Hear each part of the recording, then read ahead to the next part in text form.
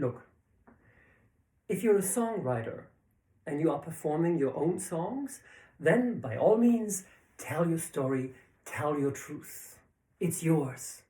But if you do it well, then maybe a few people or more than a few people in the audience will be able to relate to it. And if you feel the need to tap into your own personal emotions to deliver a strong performance, do that in the rehearsal room, not on stage. It's not safe for your soul to expose yourself in that way. What we do on stage has to do with artistry. It can never be too literal. But you can work this out in rehearsal and try to lock in, how you are able to use this to deliver very technically a stronger performance.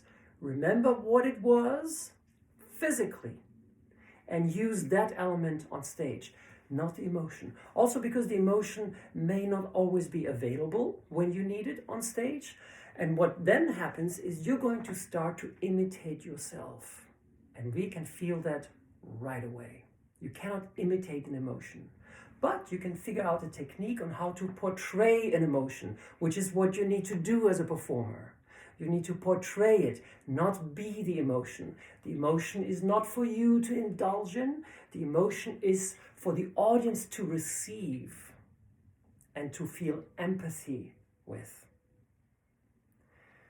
But if you are not a songwriter, but an interpreter, then performing is your chance to free yourself of the self and to use the empathy, which is the unique, heightened talent of the artist, to deliver a strong interpretation.